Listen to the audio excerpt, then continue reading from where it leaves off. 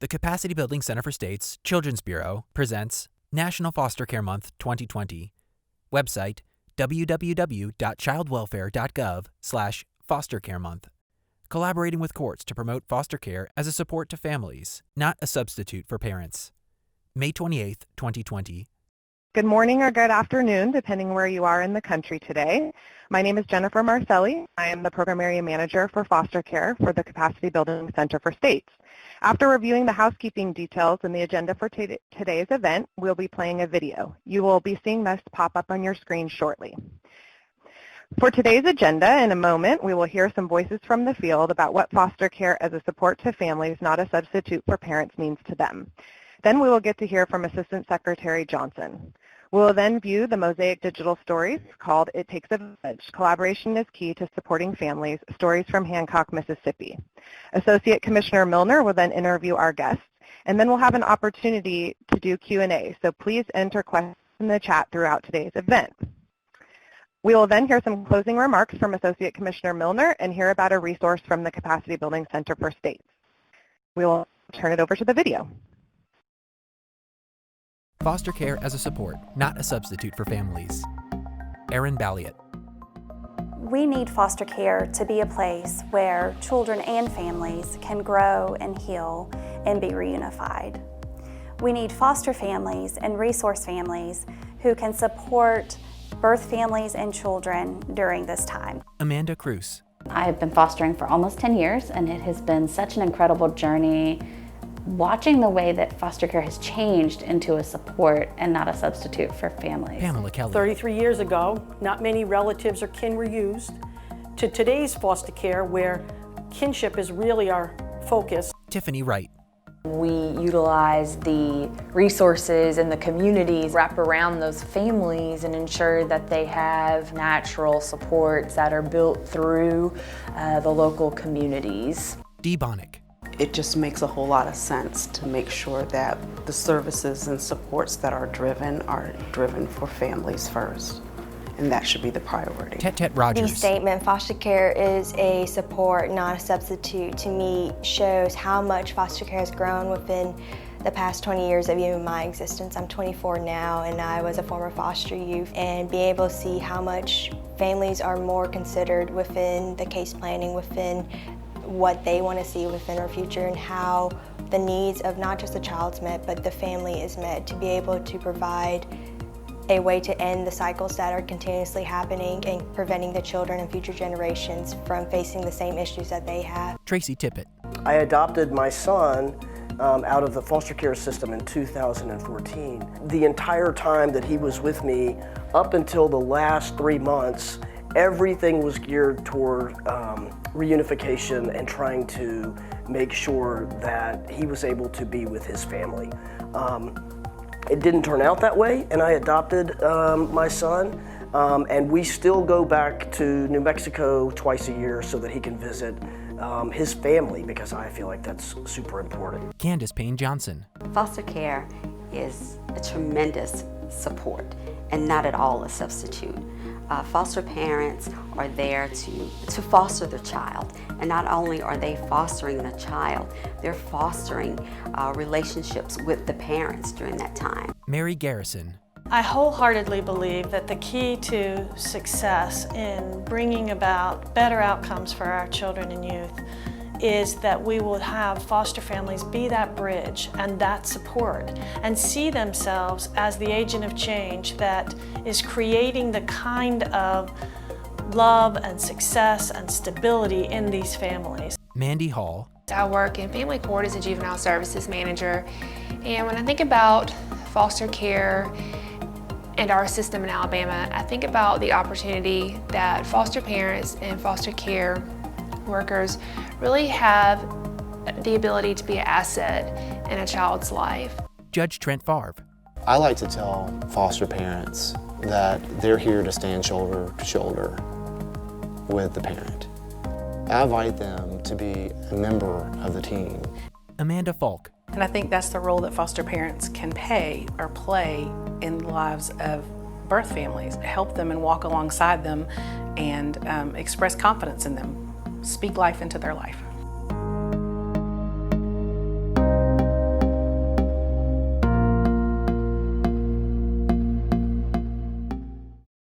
Good day.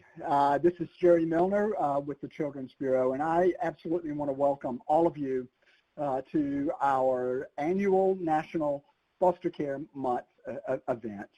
The theme for Foster Care Month this year, as it was last year, is foster care as a service to entire families, not as a substitute for parents.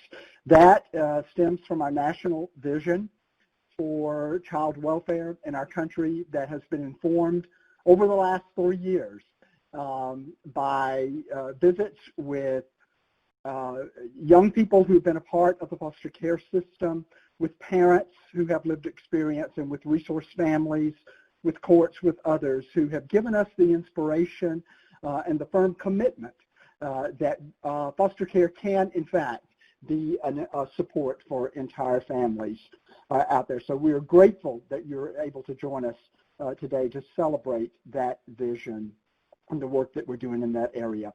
It's my pleasure now to introduce you to Lynn Johnson, who is the Assistant Secretary of the Administration for Children and Families as a part of the Department of Health and Human Services. There is no greater advocate for families, for children, for young people than our Assistant Secretary. She has personally championed and continues to champion permanency for our young people in the foster care system, and stability and the ability to thrive for their entire families. She is enthusiastic, she's knowledgeable, she's passionate about the work. She's been on the front lines. She knows the families, the young people out there by name.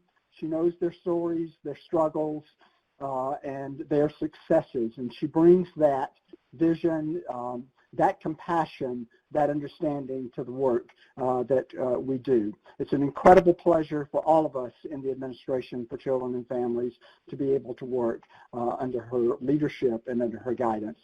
So I'd like to turn things over to you now, Lynn. Thank you. Thank you so much. It is such an honor to be invited to speak today at the National Foster Care Month event. What an exciting group of people that have joined this call. It looks like we could do better by doing virtual conferences than even when we get together. These numbers are fantastic. I appreciate every single thing that each and every one of you does.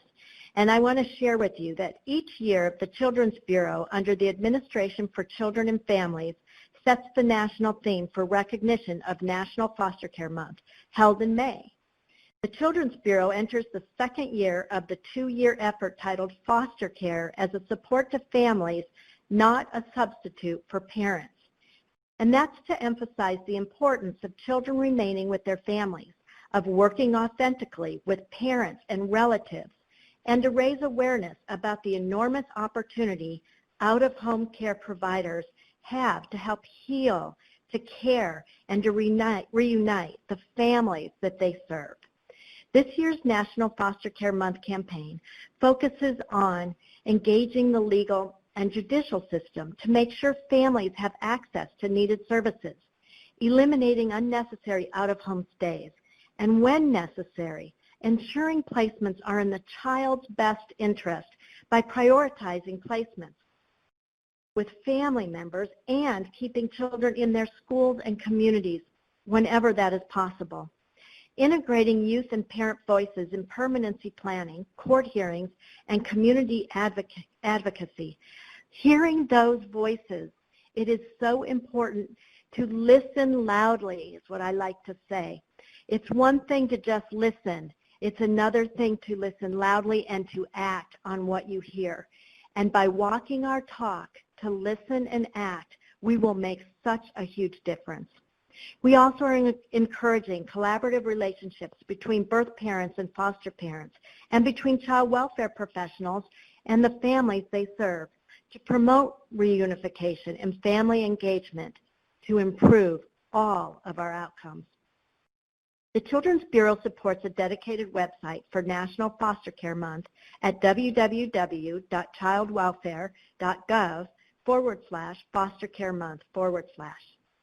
There is a wide outreach space with a growing list of partners that share our messaging and contribute to our campaign.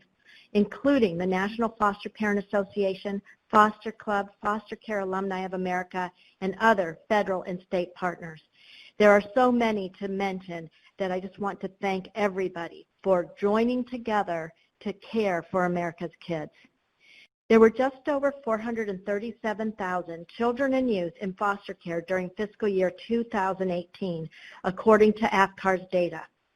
According to the 2018 report, parental neglect was at 62% and parental drug use 36%. Those were the two most cited reasons for children being removed from their homes. We want to encourage that everyone, that as we think of neglect, that we don't think that means that just because you're poor, you should have a child removed from your home. We can use all sorts of funding, employment assistance, mental health training, substance abuse assistance to help promote healthy and thriving families so they're not in poverty, so they're not low income, rather than remove their kids. That is a real priority for us in this administration. Let me talk for a minute about the Family First Transition and Support Act that was signed into law in December of 2019. This promotes the implementation of the Family First Prevention Services Act of 2018. We know that that act allows states to use matching federal funds for services that help keep families together and reduce the need for foster care, mental health services, substance use treatment, family counseling, parenting skills, and education. More specifically, Family First intends to encourage kinship care when out-of-home care is required by providing federal funds for evidence-based programs that support relative caregivers. It also requires states to show how their foster care licensing standards accommodate relative caregivers. It allows for the use of funds under the Promoting Safe and Stable Families program to provide unlimited family reunification services for children in foster care and funds for an additional 15 months once they've been reunified. It establishes a competitive grant program for the recruitment and support of high-quality foster families to help place more children in homes rather than congregate care. The recently signed Family First Transition and Support Act will free up funds and incentivize states to transition to a more prevention-oriented system, so there are fewer children entering our foster care system. Those provisions include a phasing in through 2025 of the 50% well-supported requirement for the reimbursement of prevention services, while states develop the research base for prevention programs. It includes transition funding of $500 million to help states implement Families First and offset its startup costs.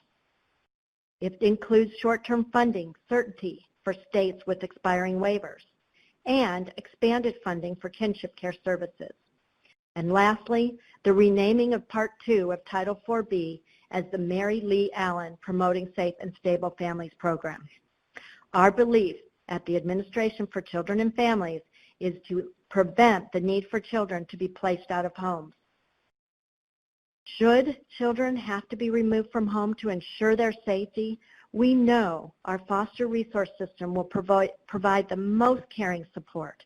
We value each and every foster parent and all that is done to care for our children and our youth. So thank you all again for listening and being here for our children and our youth and their families. Thank you very much, and back to you, Kathy. Thank you so much, Assistant Secretary Johnson. You've been so supportive of the work of the Children's Bureau and child welfare systems across the nation. We're really appreciative of your message today in recognition of National Foster Care Month, but also of your ongoing support. Thank you for your vision and your leadership. My name is Taffy Campaign, and I have the privilege of serving as the National Foster Care Specialist here at the Children's Bureau within the Administration for Children and Families. I really want to thank all of you participants, all of you in our audience for sharing your time with us, and again, I want to say welcome to you.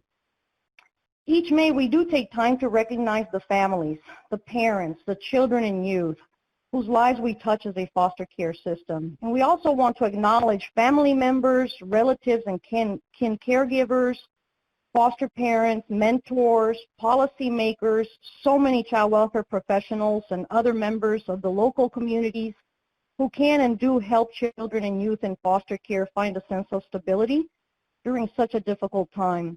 They help to maintain important connections and especially to return children home whenever possible. Preventing the need for foster care and the trauma of removal is our number one important goal. And while foster care should be the last resort for maintaining child safety when it's necessary, we have a responsibility to strengthen families' abilities to care for their children in their homes. We have a responsibility to reduce the inherent trauma of removal and also to honor a family-centered approach in meeting families' needs. So as our Associate Commissioner Jerry Milner has stated in the past, we must change a fundamental misperception about families involved with child welfare and their circumstances. The more that we're able to put information out there, the greater opportunity the general public will have to think much more humanely about families who need help and who find themselves in difficult situations. Raising awareness is fundamental. So what I'd like to do now is just hold a quick poll to learn a little bit more about who our audience is today. If you'll answer our question, what role do you have in supporting families? We'd appreciate your vote. 16.1% of participants are child welfare administrators or program managers. 11.6% are child welfare supervisors. 28.9% are child welfare staff. 1.42% are family, juvenile, or youth court judges. 4.25% are CASA. 3.61% parent attorneys. 2.06% parent advocates. 2.58% agency attorneys. 6.96% court improvement projects. 3.22% community partners. 2.71% family or foster family. And 16.4% other. Of course, we're always well supported and in great connection with all of the child welfare professionals out there, and we see quite a bit of child welfare staff, administrators, program managers. We're also seeing some folks from the courts, some parents' attorneys, parent advocate, agency attorneys. We've got some folks from the CASA programs on board. This is great. And if you'll also look at the numbers there, we've got a lot of participants on the call today, and it looks like representing quite a bit of the many stakeholders for foster care. So we really want to thank you all for being with us today. I think for the next part of our program, we're also going to turn our attention specifically to court and child welfare collaborations supporting families and supporting reunification. We're going to start with a very inspiring 10-minute digital story mosaic. The Children's Bureau has developed a digital story video series where persons involved with, working in, or supporting foster care record short personal videos with their own photos, images, music, and narrative, so they can really share their own personal perspectives, and it's from across many foster care experiences. This year we created two collections that we also call digital story mosaics, focusing on collaborating with the courts. One mosaic is from New York City with the Center for Family Representation, highlighting the multidisciplinary team approach. And the other, which we'll present to you today, is from Hancock County, Mississippi County Youth Court. So this court mosaic that we'll be watching today, titled "It Takes a Village, Collaboration is Key to Supporting Families," gives us several perspectives on one family's journey to reunification. Highlighted throughout this collection is the collaboration that has been created by Hancock County Youth Court, the Mississippi Department of Child Protective Services, and local community organizations that all came together to provide coordinated services to assist in reunification. There are actually 7 stories that make up this mosaic. We'll provide you information to where you could go and look at these and any other of the many digital videos that we have. And so for now, we're going to view 4 of the stories of Hancock County reunification in our next video. Thank you. It takes a village. Collaboration is key to supporting families. Katherine's story. Throughout the video, photos are shown of Katherine, who goes by Kat, her husband Bryan, their children Karma, Paisley, and Eli, her caseworker Alexis, and Judge Trent Favre. People used to tell me the horrors of Child Protective Services.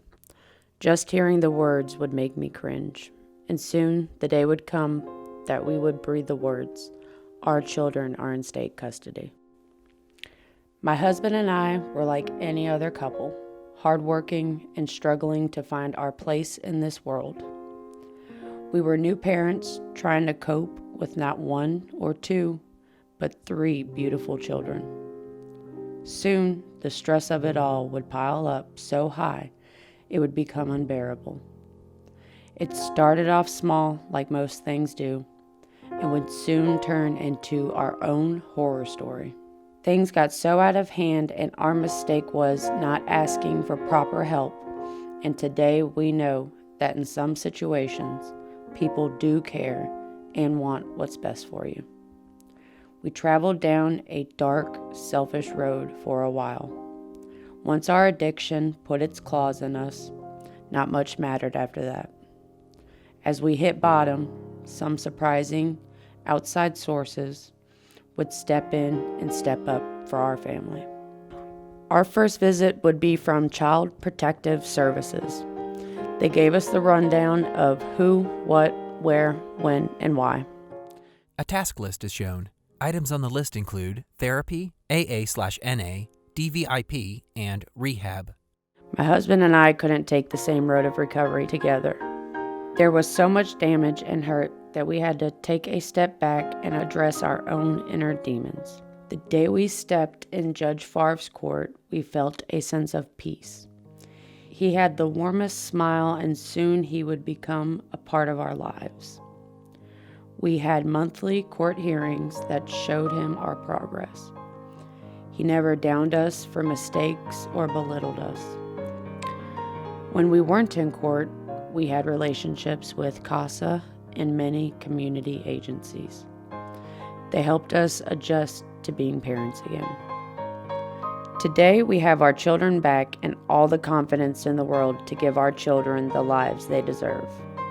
Knowing we can call any one of these wonderful people for help gives us hope for our future. Bryan's story. Throughout the video, photos are shown of Bryan, his wife Katherine, who goes by Kat, their children Karma, Paisley, and Eli, Bryan's caseworker Alexis, and Judge Trent Favre. How could anyone let their kids get taken? Those are the words I've always said until I found out how easy it was to fall down the dark path of addiction. Not knowing what my kids were thinking, how scared they were, and not being able to talk to them made me feel that this was going to be impossible to get through. I felt lost, scared, and alone. When I talked to my caseworker, since I had never been involved with Child Protective Services, I realized no one was against me and they wanted me to succeed. At the first court meeting with Judge Favre, it felt like he really understood my situation. He listened and worked with me in order to complete my service plan. We had monthly court hearings, so we were not wondering what was happening with our children. Everyone involved in our case was on the same page. Judge Favre increased the visits with our children so that we can maintain our relationship with them. Even though there were speed bumps along the way, it felt like he had high hopes for us. Although there were a lot of things on my service plan, I didn't look at it as just things to do, but things I needed to do to become a better parent. A task list is shown. Items on the list include therapy, AA/NA, DVIP, and rehab. I went to rehab, parenting classes, and anger management classes, and maintained regular contact with everyone involved in our case. The visit with my children brought up a ball of feelings ranging from excited to sad, knowing that they would be going home with their foster parents. Seeing our children's faces when they arrived gave me the push to do whatever I had to do to have my beautiful babies returned. When we walked into the last court hearing with Judge Favre, everyone had a smile on their faces. It felt like that dark path we went down was much brighter and we were a family again. Looking back on everything we went through reminds me that anyone can overcome anything with the right resources. I know all I have to do is ask. Lanie's story. Throughout the video, photos are shown of Lanie, her clients Bryan and Katherine, who goes by Kat, their children Karma, Paisley, and Eli, and Judge Trent Favre. My name is Lanie Roussel, and I am the parent attorney. I always knew that I wanted to be an attorney and work in the child welfare system. I wanted to have a major impact on the lives of children who could not advocate for themselves in bad situations. I have love for children and a passion for helping. I never thought about the position of the parent attorney as advocating for the child. I was wrong. Parents have a right to their children, but children have a right to their parents. I constantly get asked, how do you represent people who do this or put their kids through this? The simple answer is it's my job. But I work with good parents who are in bad situations. Every day I challenge the cookie-cutter assumption of how parenting should look. I take a different approach, a collaborative one. This job is more than just sitting in a courtroom. I make sure to go to every family team meeting, interact regularly with Child Protective Services, CASA, attend special education meetings with my parents, collaborate with other county resources, and travel to meet my parents at rehabs, hospitals, work, or home. Katherine and Bryan's case was one of the first cases I inherited in my career as a parent attorney and my first reunification case. When I began prepping for their case, I heard that Katherine was angry and frustrated with the process. She felt like she wasn't being heard or advocated for. After meeting with them, I knew they wanted their children more than anything, and these children deserved them. I told them I was 100% here for them and only them. 4 months later, they were reunified with their children. I will never forget that day. Judge Favre praised the extensive work and accomplishments that they completed throughout the obstacles and barriers that they had to overcome. When Judge awarded legal and physical custody back to them, it was the moment I realized that this is all worth it. Since that day, I am determined to reunify as many families as I can. There is no greater feeling than to know that you have made one of the biggest and most meaningful differences in someone's life. Judge Favre's story. Throughout the video, photos are shown of Judge Favre, his clients Bryan and Katherine, who goes by Kat, and their children Karma, Paisley, and Eli. I didn't bring any child welfare experience to the bench when I took office in January 2018.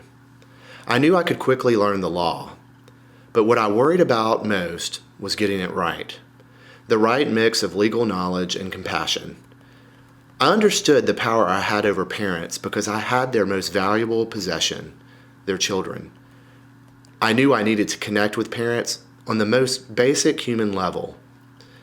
Parents are broken, ashamed, angry, or frightened when they first come to court.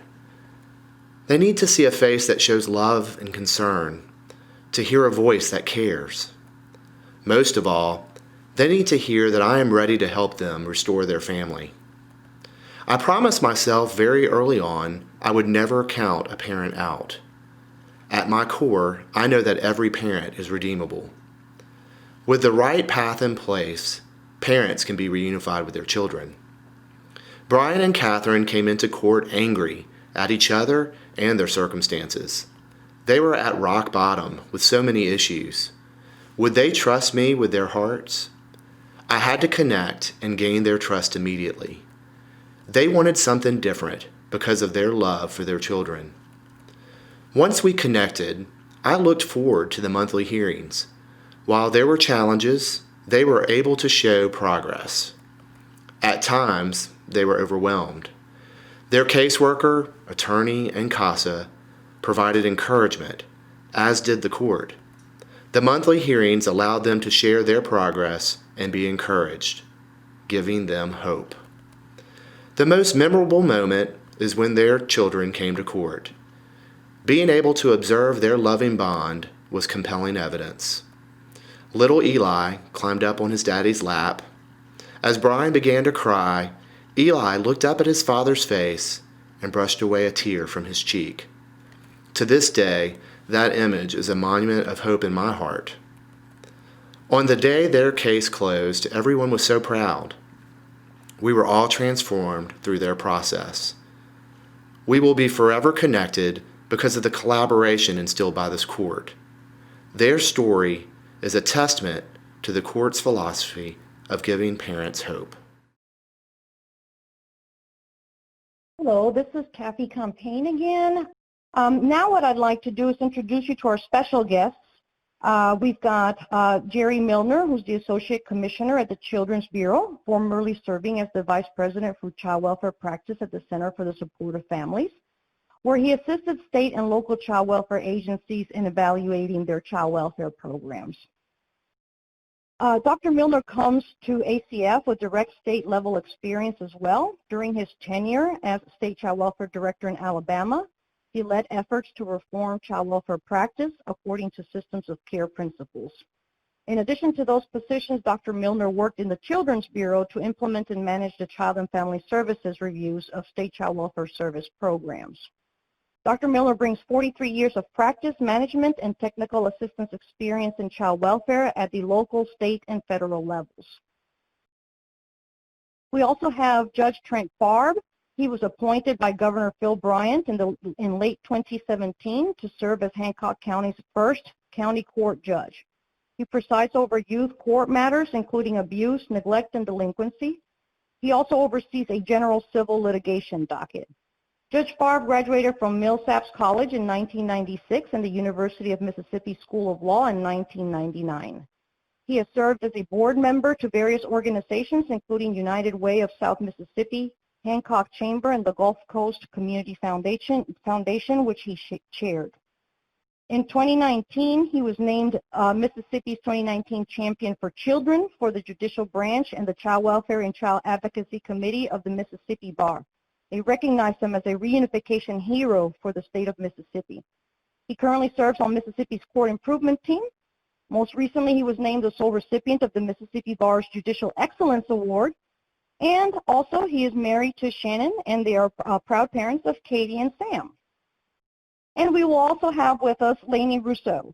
She was approved by the Hancock County Board of Supervisors to serve families as the full-time parent attorney in 2019.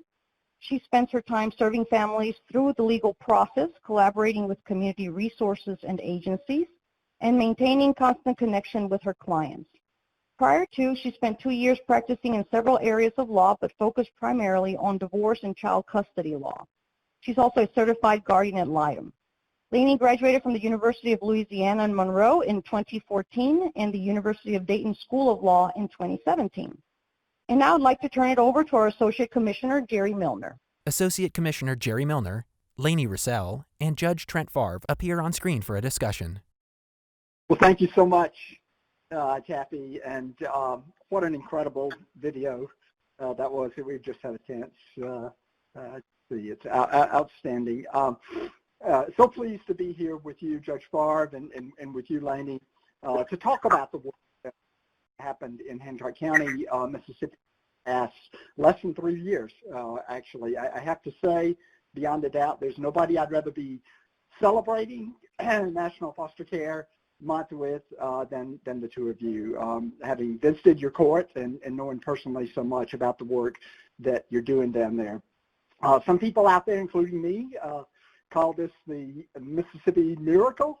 And I just want to thank both of you very much for coming here and being willing to share some of that experience with us today.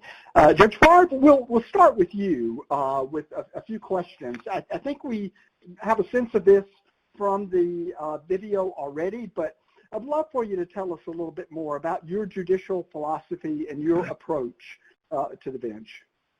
Sure. I guess you can tell from the video I love what I do. I love my job. It's a mission, and I'm happy to serve. I wanted to just as a introduction state that when I took the bench 2.5 years ago, we had 389 children in custody, and the population of our county is not even 50,000.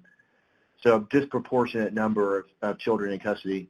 I'm happy to report today that we have 72 children in custody, and that's an 80% reduction in just a short 2.5 years. I do attribute Thank you. And I appreciate the resources you've provided to us and helping us achieve that goal. I think a lot of this is attributable to my judicial philosophy, and I think I speak in terms of how I operate in court, but I think it's a permeation of our whole system. My judicial philosophy has been primarily and largely influenced by my belief that every parent, every human is redeemable. Our courtroom is filled with paintings incorporating the word hope. You can see one of them I brought in behind me there so you can see what that looks like, but creating an atmosphere of hope in the courtroom. Actually, we went and looked at the aesthetics of the courtroom to make sure that we're communicating in every way we can that we support parents. But hope is our focus word. It is the hope that lives within me that compels me to instill hope in the lives of others. And I understand that we live in a broken world. And I also believe that, like Ms. Roussel said, that children have a right to their parents, and parents have a right to their children. And it's the parents and children we see in youth court that are in incredibly difficult situations, and often their flaws are on display for everyone to see. So that's an incredibly shaming position to be in. They come in with very little hope, and at least that was the way it was in the beginning. I think people, the word is out that there is hope when you come in the courtroom. But being compassionate and empathetic gives families the hope that they need to do what they need to do to reunify with their children. So connecting with families on the most basic human levels gives families hope. When they have hope, they can step out of that shame. They can achieve their goals. I can only imagine what it would be like for me to have to sit in that same position, to have my brokenness, the things in my life that are not so good, on display in the courtroom. And for that reason, I think a great degree of compassion and empathy is needed to connect with families, to connect with children and parents, not just in the courtroom, but throughout the entire child welfare system. Every parent and child should leave my courtroom convinced and believe that they have a chance at reunification, and that I am going to support them through their journey.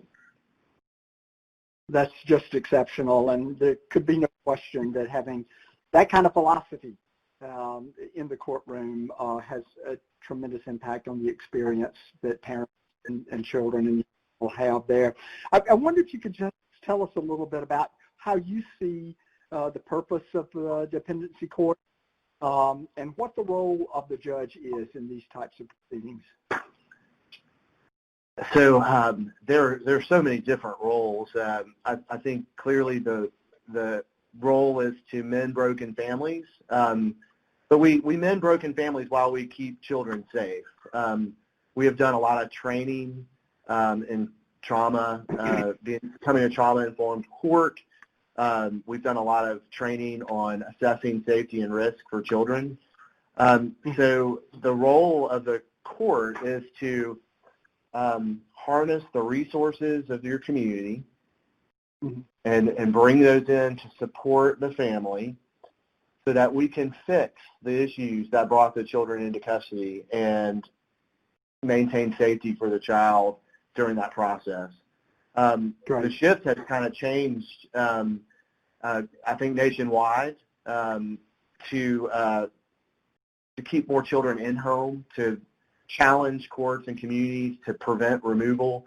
And so, we are shifting with that. And as we have looked at our court processes, we understand that keeping children in the home is important. So we are constantly evaluating ways that we can keep children in the home and provide services to families in an in-home setting.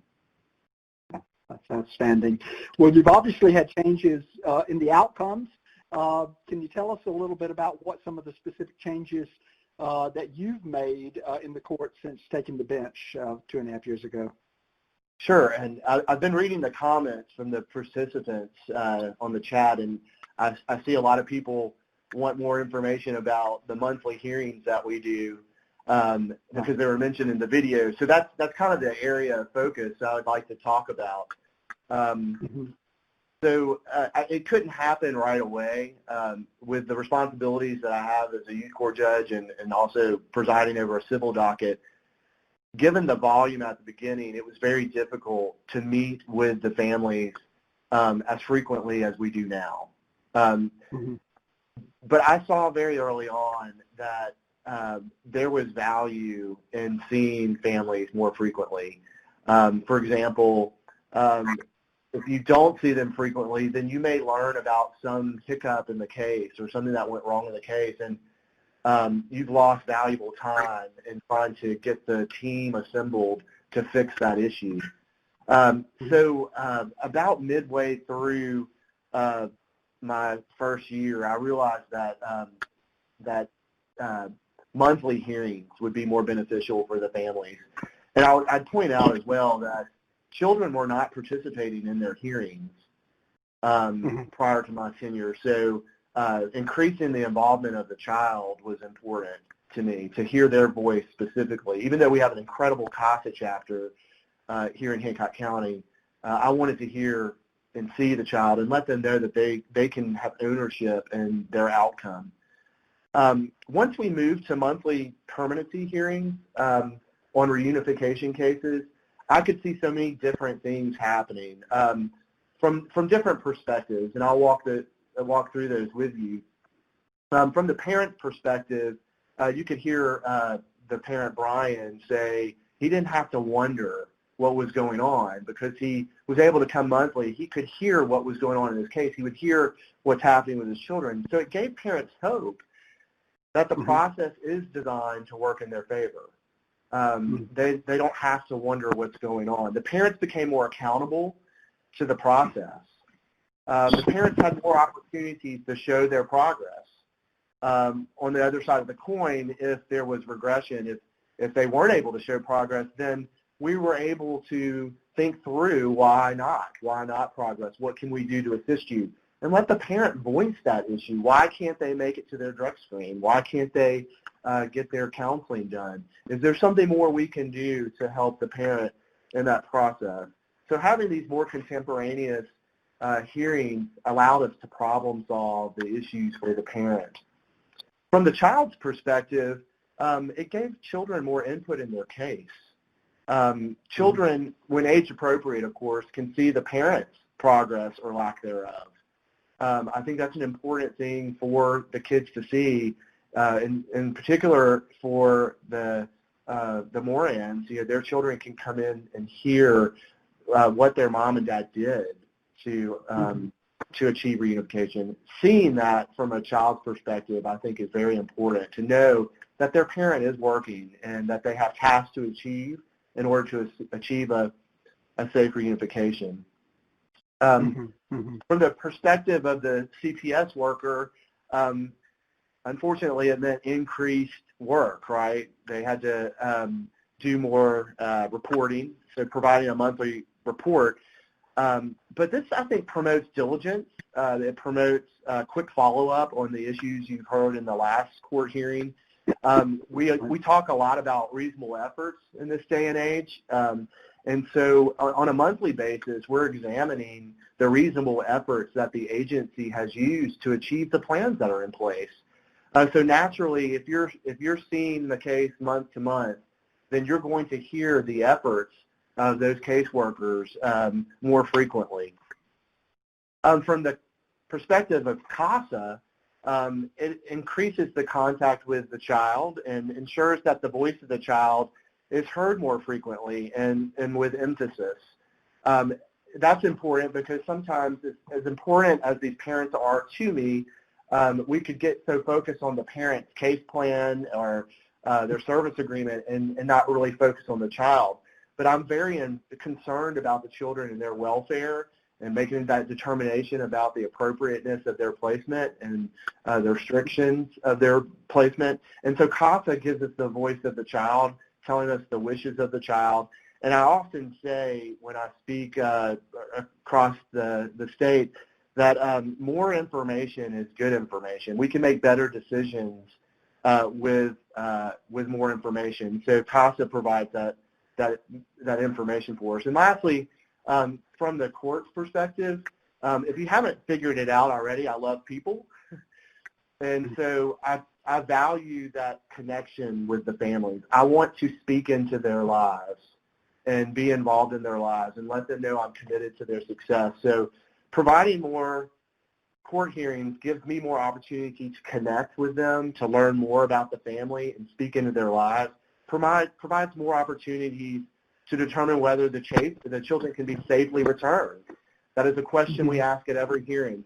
Can the children be safely returned to the parents today? If not, explain why they cannot be returned today. If they can't be safely returned and there are issues, then we can vocalize those issues in the courtroom for the parent to hear and get on a clear path to alleviate the issues that prevent a safe return.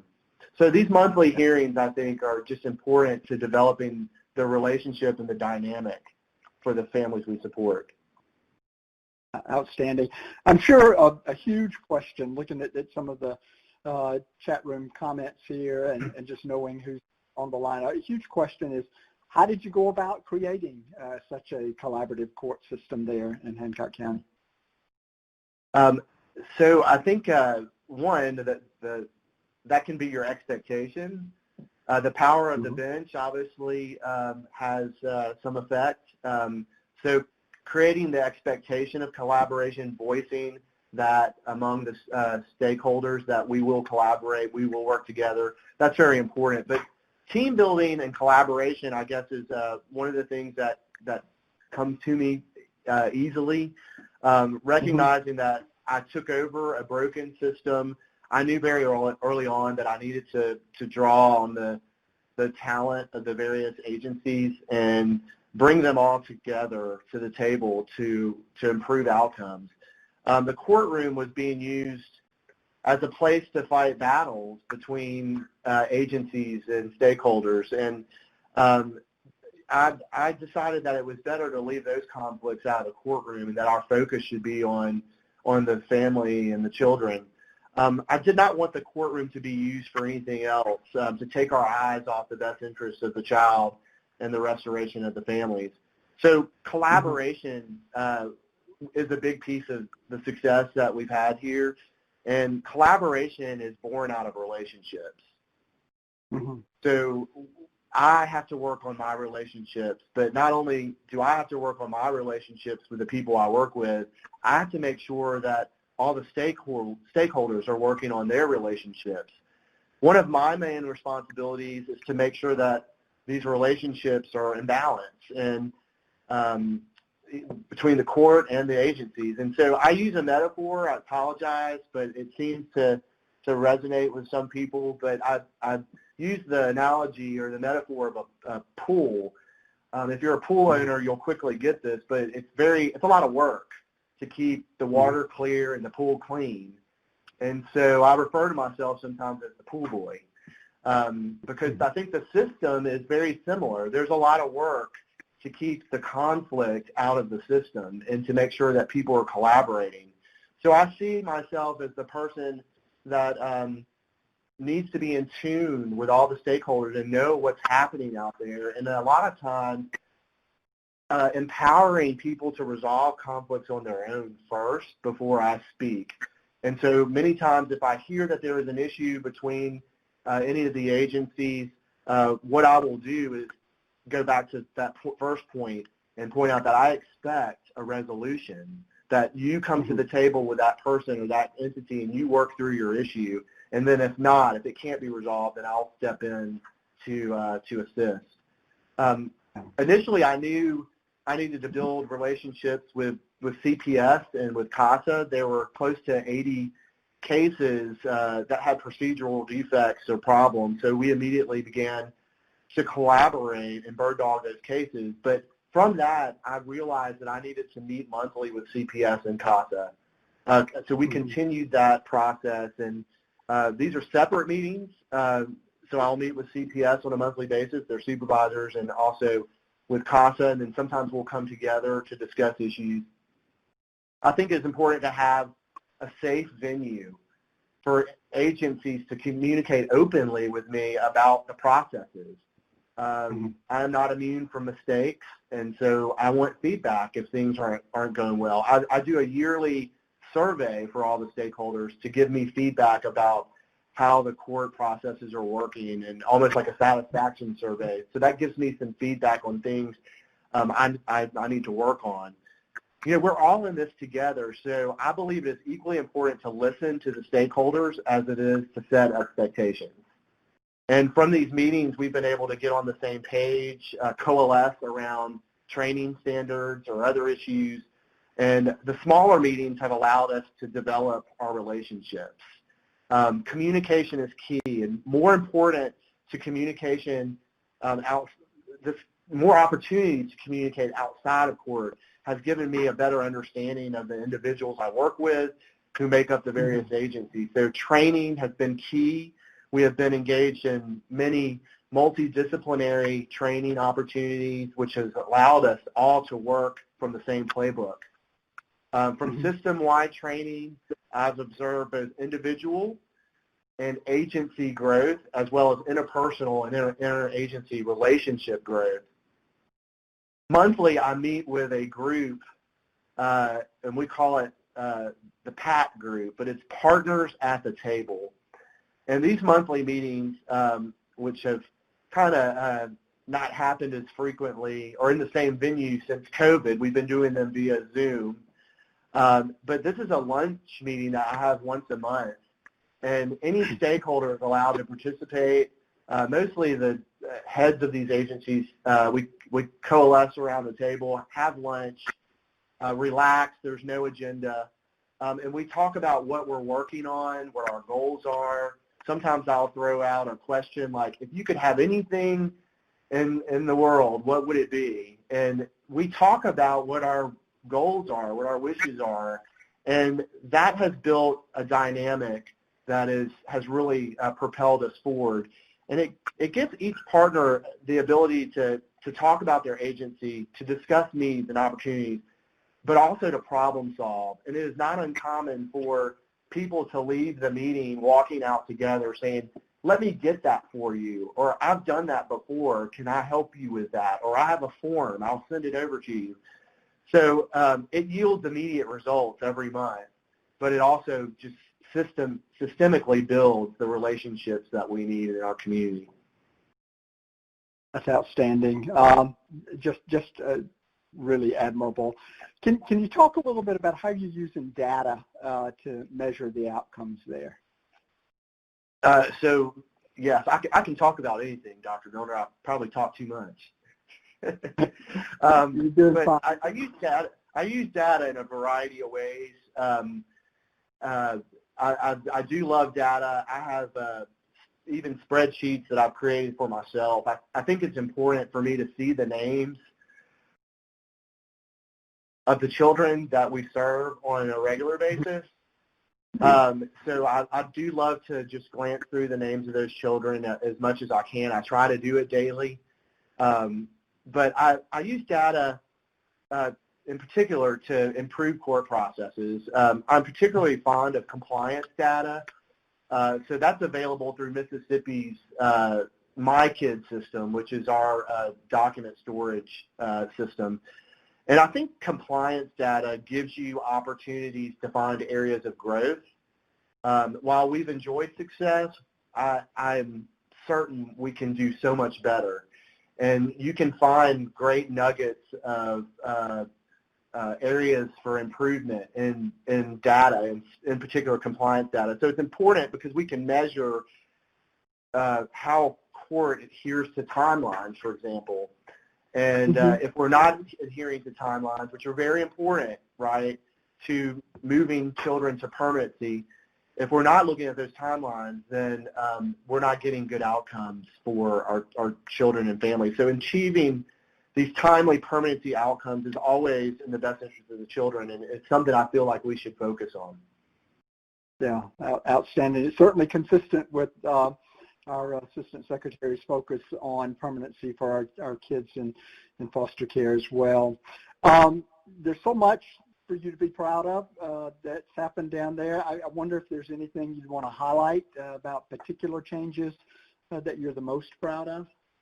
Sure. So one of the things that was born out of just the reduction of the number of children in custody was the opportunity to convert a resource in our county. So as the number of children in custody decreased, we had this opportunity to reevaluate a lot of our services in Hancock County. But for an example, because the removal rate was so high before, it was necessary for our county to have an emergency children's shelter.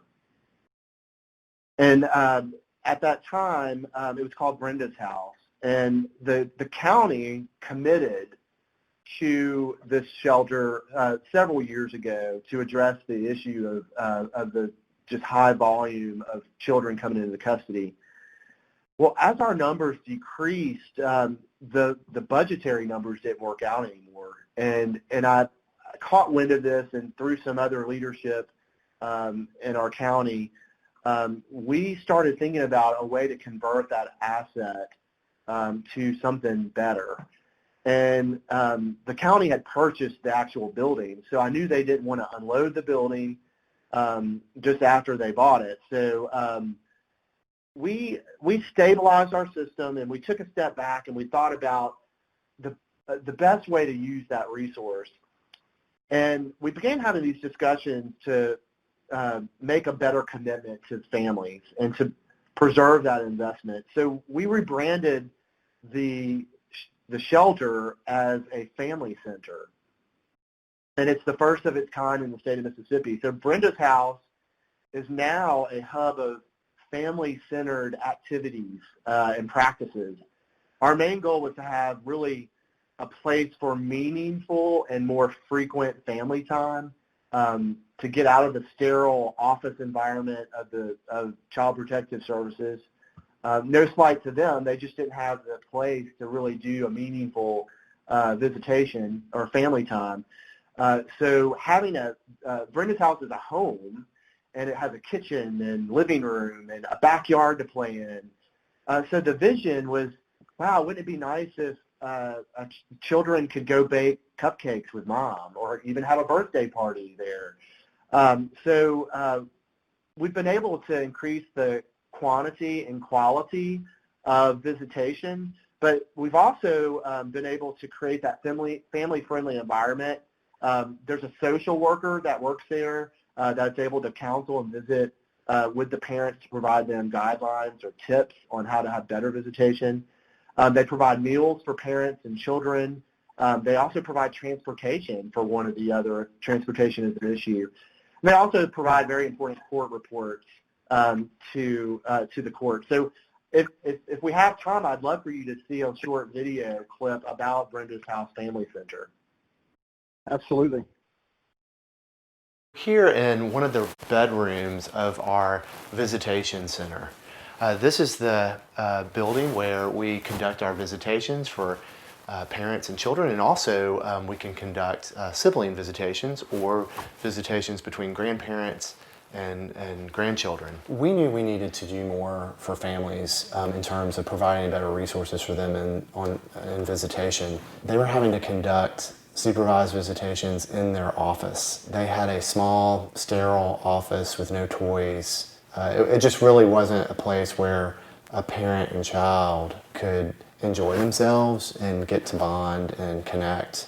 And so what we have now is a home environment for these families to conduct visitation. They can do so many things that they would do in their home. For example, have a birthday party at the visitation center. We've had a mom bake cookies with her child. They can eat there together as a family.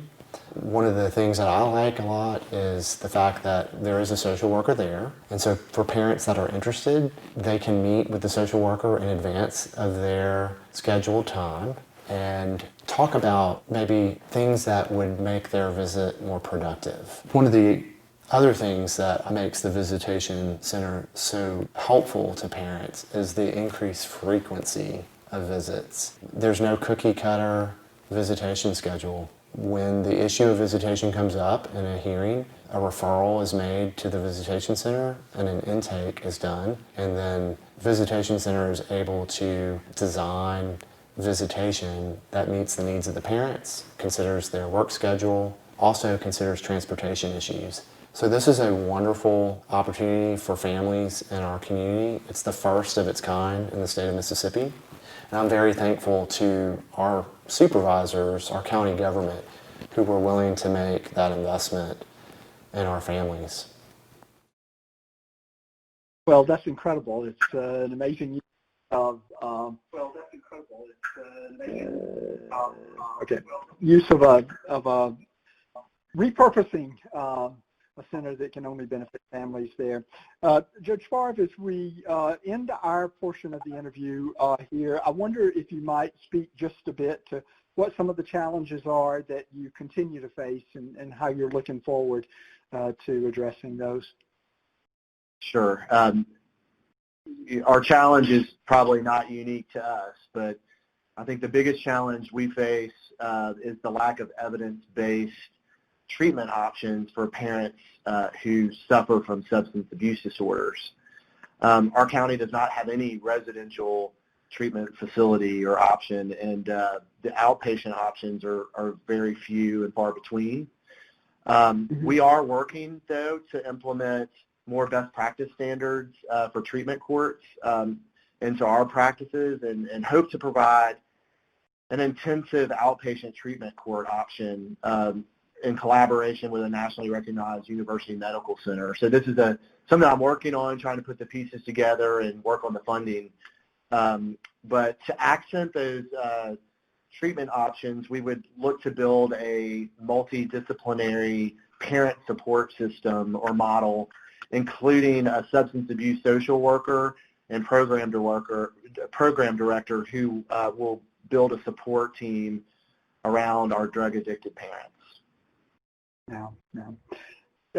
Amazing. I once again just want to congratulate you and the whole team in Hancock County for the tremendous work that you've embarked on, for the humanity that you display for all of us, which should be a lesson for the entire country as we look forward to a reimagined child welfare system in the world that we live in. So thank you so much again, Judge Favre, and I look forward and fully intend to follow your progress going forward here.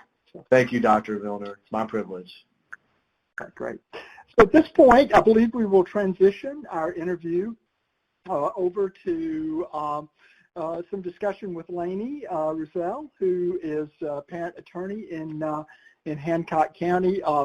Lanie, you know from the federal government how much we value the work that you and other parent and child attorneys out there are doing. We changed our policy a while back to allow federal funding to cover a portion of the cost of providing attorneys for parents and children, and that's based on a firm belief that every parent and every child in the court system needs to be represented, needs to have a voice, and someone who is there to advocate on their behalf. So congratulations to you on the work that you're doing. Thank I you. mentioned to you earlier, I remember the day quite well when parents in Hancock County did not have attorneys representing them. So the progress in that area is just astounding at this point, and I'm so happy to be able to understand from your perspective what that has been like. I wonder if you might tell us just a little bit about how working in Judge Favre's court has changed your philosophy about working with parents. Right. Well, first, Judge Favre is incredible to work for. You know, he has a passion and a love for this job, so I would not want to be anywhere else right now. You know, what I always wanted to do was to work with children, to advocate for children who couldn't advocate for themselves through the child welfare system. So I never really thought of representing parents as a way to advocate for the child.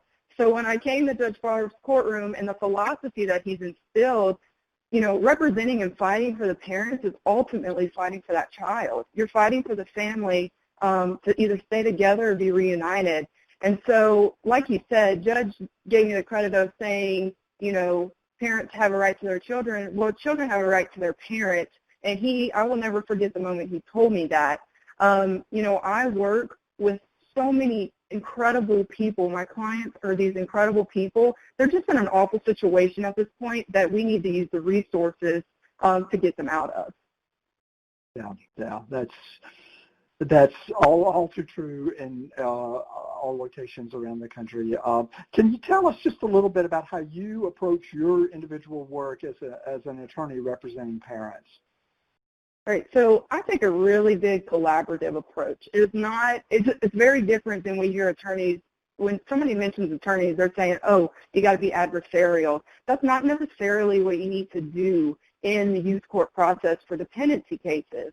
So what I do is I try to get everything taken care of before we come to court. So there isn't an adversarial or some type of surprise. Nothing moves if we're not collaborating. So what I do is I work daily with CPS, daily with CASA. We have we have resource centers in our community, which we're very blessed to have. So I'm working with them daily. We make sure to go to family team meetings, have those regularly. Foster care reviews I attend. I even attend IEP meetings with clients so my parents can understand what their child needs through the education system. And then I also travel. The clients are the big voice of the case.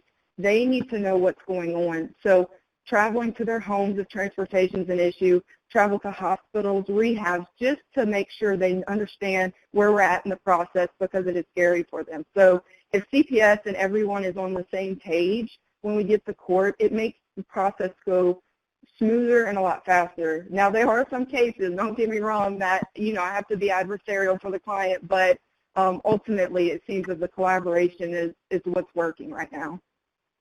Yeah, that's outstanding. Sounds like you're doing exactly what we've all been advocating that attorneys do, as opposed to sometimes meeting their families a few minutes before a court hearing. So so incredible to hear that you're that proactive in the work. It's also good to hear that you are promoting a collaborative approach. How are you able to do that? How are you able to foster collaboration when you're working with a variety of agencies and entities there? Well, when I first came into this position, you know, there seems to be a lot of distrust or not communicating with the attorney. So for me, the communication is key. Not only do I have to build this trust with the client, I have to build a trust with each agency I work for, whether it's CPS or CASA, the resource centers, doctors, if providers are involved. So for me, it's that daily conversation. It's not, oh, this case just went, so I'm not going to pick it up another month. It's what do we need to do next? So I think that communication is key. Like I said, it's been favorable outcomes for the families thus far. So I just keep trying to enforce that and make sure all avenues of communication are open. Yeah, outstanding. That's great. Going back to the video, we saw in the video that the couple featured there came into the court situation feeling angry, probably for a lot of different reasons, feeling very distrustful of the whole system. What did you do to try and gain the trust and respect when you were working with Ms. Vaughn and Mr. Moran? So as you have stated, yeah, that is correct. When I came in, their case was already kind of halfway through. So I inherited this case, and it was actually my first reunification case, which is even more exciting for me. They were hurt. They were very distrustful. So I took them in the conference room we have here at the courthouse, and I told them, I sit them down. I say, first, you know, let me introduce myself. Second, I'm here for only you. I'm not here for the agencies. I'm not here for anybody else but you and your family. So you have to establish that trust, and that's what I did. She, Kat did not feel like she was being advocated for within the courtroom. So that day in court, unfortunately, it was the first day I didn't meet them inheriting the case, but I made sure I was vocal, advocated what their questions were. I make sure the clients have a pen or a paper near me so they can talk to me during the hearings, because their voice is important too as much as the child. So that's how I built that trust from day one. You have to. You give them your communication, whether it's emails, phone calls, text, and you check in regularly to know that you care. Yeah. Well, I wish that were the norm, and I think we're moving in the direction that hopefully it can be with all families. Has your work with that particular family changed the way you work with families in general in any way? I don't know if I can say that it changed the way, because I did start out just trying to be collaborative, trying to get everyone on the same page. So it has reassured me that this is the way it works. So I make sure to keep that line going. This position in youth court is tough. The expectations are tough. However, it is some of the most rewarding work that anyone can do. My clients come to court, they're terrified. They think they're going to get berated in front of all these people. So the first thing I do is I make sure to tell them what judge's philosophy is. That is, families come first. Let's try to maintain those kids. What's the safety risk? Can we eliminate them? And then the second thing is I tell them we're a team. And Judge does reiterate that to them. CPS and everybody is sat, they sit around the room in the courtroom, and it's terrifying. These people have their entire lives, every detail, every mistake in front of them. So if we tell them that this is a team, that we're not here to try to take your children and never return them, they start opening up. They start believing what we believe in our work. Yeah. Well, I think just in listening to you and Judge Favre talk about what you're doing, how you do it, and why you do it, it seems very clear to me that you've dealt with some root cause issues that sometimes lead to bad outcomes for children and families, and that is our values and our perspectives. I can't tell you how encouraging it is for me to hear both of you speak so compassionately about families and with such great understanding and insight into the difficulties that they experience and the trauma that our kids so often experience. I think we have to deal with that before we can ever get down to the mechanics of how we change a system, and it's clear to me that that's where you are, and that is probably where you're going to remain. So let me just both of you once again tremendously for sharing your experience there. I hope that folks in the who are participating in the webinar can get a real sense of how far you've come in such an incredibly short period of time. To me, that's evidence that with the right mindsets, the right intentions, and you don't always have to have a tremendous amount of resources to do it. It'd be nice to have more resources, but you've done, I think, by changing mindsets, changing approaches, and giving families a fundamentally different experience in the child welfare system than they would have had otherwise. So thank you for that work, and thank you once again for sharing with us today for National Foster Care Month in the country. Jennifer, thank you for having us. Yeah, I believe that's my cue to turn things back over to you. Yes, thank you. So we have about 10 minutes for question and answer with our presenters, and we've gotten lots of great questions come in through the chat. So I am going to just go ahead and start asking you some questions. So Lanie, the first one is for you. As a question about, do you represent both parents in the same case? And do the children get a separate representative? And if so, do the parents and children's representatives work together? Okay, so yeah, this is it depends type of answer that they usually give us in law school, but there are cases that I can represent both parents. I take each parent separately and ask them whether they believe it's a conflict. And again, it depends on the circumstances, situations, whether they're married. So a lot of factors play into that, but yes, there are cases that I do represent parents, both of them. Also, the child does have an attorney. They have a guardian ad litem, and I do work hand in hand with that guardian ad litem to see if we are on the same page, what concerns she has for the best interest of the child. That way we can present it to the court or try to figure out which way we can, you know, if the concern is safety of the best interest of the child for their attorney, you know, how can I help with my clients to eliminate that safety risk? Great. Thank you so much, Lanie. Judge Favre, the next question is for you. We had a lot of folks I think, surprised about monthly hearings, and so just wondering, that sounds impossible at first, and so, you know, how do you make that work, and how long do the monthly hearings take? So how do I make it work? We just do it. It's actually not as burdensome as you think, but to get to the second part of the question, I think that might give you some indication of how you could, if you're a judge out there, how you could manage a docket like that.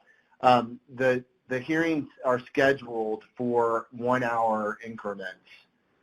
So I do not like the idea of a cattle call type docket where every parent shows up at 9 o'clock or 8 o'clock and has to wait outside. That means they're losing, you know, income, or you know, having to make some difficult decisions to get to court.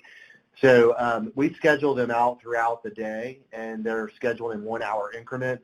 And for the most part, 1 hour does give me a good opportunity to connect with the family, hear about their compliance, but it's not uncommon to go further than an hour, in particular when there's a bit of inspiration needed, or there are issues that need to be addressed.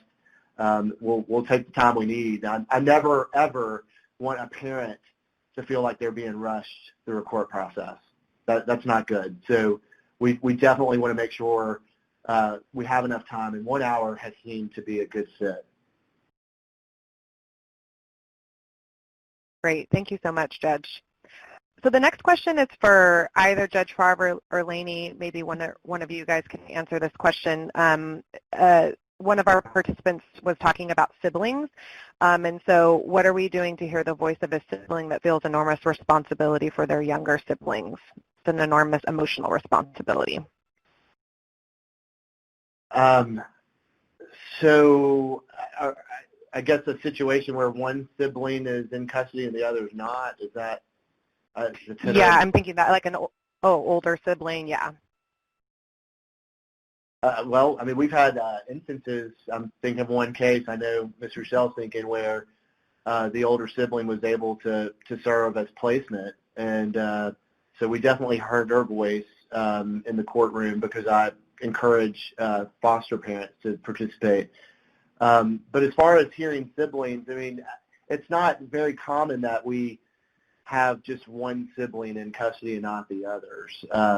But in those situations, or some other situation you might be able to think of, Brenda's house actually could create a venue for the siblings to visit.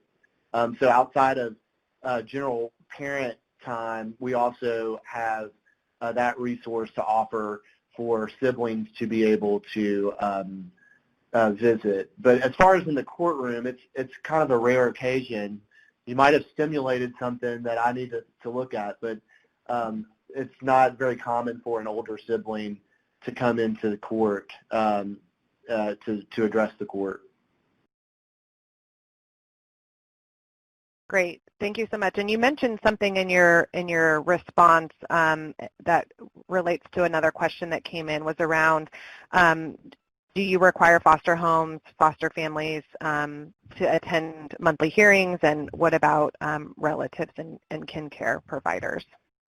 Okay, so like I said, I think the input that a foster parent has is very important.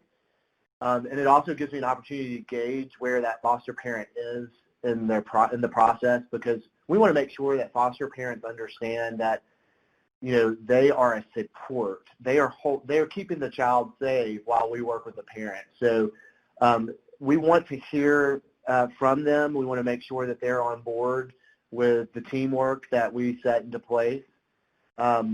We do not require them to be here. We do send the notice that is required by law and make it available to them to participate. I would say that we have a pretty high participation rate, and currently during this COVID crisis, we've learned that this actually makes it easier for the foster parents to participate in the process. They won't have to travel if they're placed outside of our county, and they don't have to travel. It's easier for them to just jump on the Zoom call and listen to what's going on and provide necessary information to the court that might be helpful to address any issues that may be ongoing with that child. Great, thank you. Lanie, anything from your perspective on foster family involvement to share? Yeah, that's the one thing that we do try to reiterate to foster parents, that they are part of this team, that they're not supposed to be a barrier to a reunification, such as visitations, making sure, you know, they're helping. I understand schedules get kind of conflicted, but I definitely reiterate that Judge has stated that's a main thing that they need to understand as well, is they're part of the team, and we want them to help the family as much as possible with that reunification. Great, thank you so much. Another question for either of you is, you know, how has this affected the time towards reunification or the time a family stays in the system after reunification? So, you want me to take that one, Ms. Roussel? Yeah, you can take it, Judge. So this is kind of a tricky question because, you know, when you look at data, there's always some other story going on behind the data. And so, you know, if you think about the things I've said today, if we're taking fewer kids into custody, that should mean that it's a harder case, right? That it's a more complicated case, or that could be the situation. So, I think the cases where we have children in custody, there's just a lot more work to do. And so I don't think that's going to necessarily abbreviate the timelines. I'm very clear with parents at the beginning about what our statutory timelines are so that they understand that. I do think the resources we have here in our county do lend to a quicker reunification, and like Brenda's house, you know, maintaining the visits, and then getting the other resources we have, like we have a resource center that helps with navigating for the parent, in particular if housing is an issue. But as much as a data person I am, I don't have a statistic for you on how our reunification rate has shortened. But I do think the data would probably show that it's shortened somewhat. The problem is because we have we had a backlog for a great period of time with the older cases, and so that created a problem on kind of looking at our data. It was hard to sift through, how to look at our data given the mix of old cases and new cases. Great. Thank you, Judge Favre. Well, I think we could sit here and probably talk with you all day, but we are nearing the end. So Judge Favre and Lanie, thank you guys so much, not only for your time today, but also for everything you do. And I'm going to turn it over to Associate Commissioner Milner for some closing remarks. Okay. Well, thank you all so much again, and thanks for all the participants on the line. I've followed your very thoughtful commentary in the chat room, and that's incredibly encouraging to see those reactions, and in most situations that affirmation of this incredible work that's going on. I've mentioned for the last 3 years in the Children's Bureau, we have been on a mission to promote strengthening families, ideally before they ever get to the foster care system, but certainly when they are in the foster care system. to support them with the opportunity to get what they need and to be reunified safely with their children. To see the examples of that coming to life out there is affirmation for me, for us in the Children's Bureau, that we are in fact promoting the right kinds of things when we can see and hear what an incredibly different experience that children and parents have in this kind of an environment as opposed to many others out there that might not be nearly as supportive. And another incredibly important lesson here is that I think this is an example where courts absolutely can lead the way.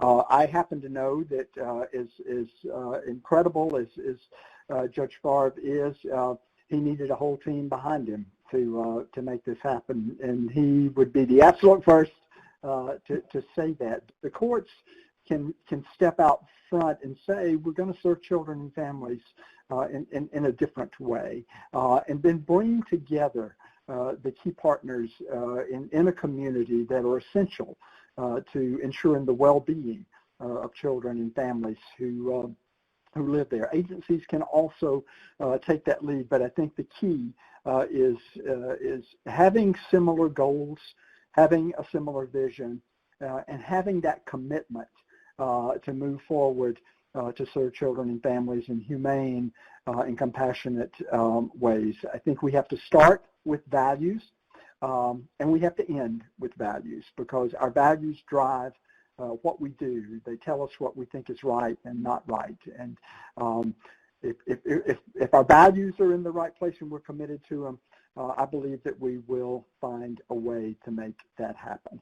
To end, I want to offer just so much admiration for our many resource families out there that are working every day to assure that children and families have a positive experience given whatever their circumstances are.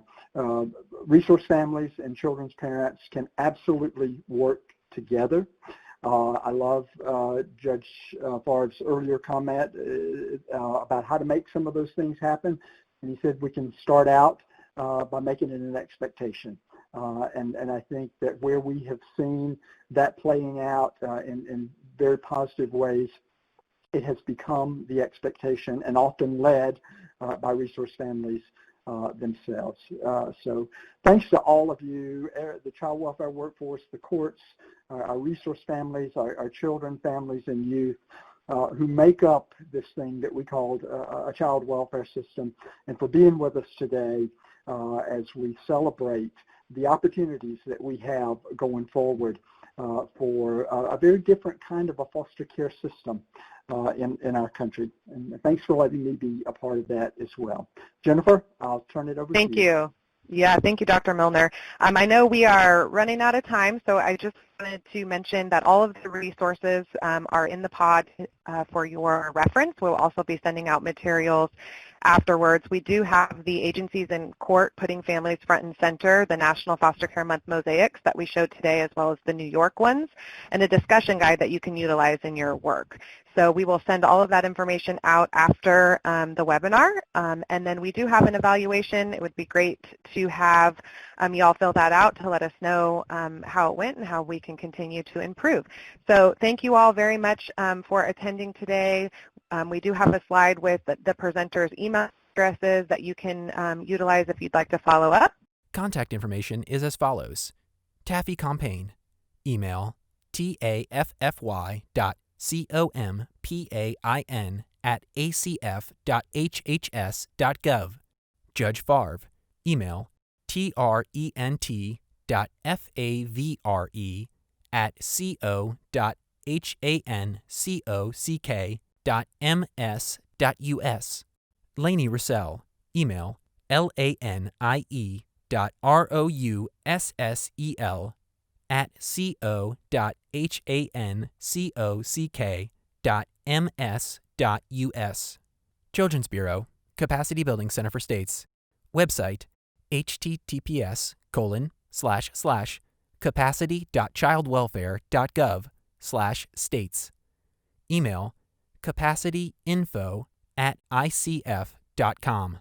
Phone number 844-222-0272. And thank you very much. Have a great rest of your day.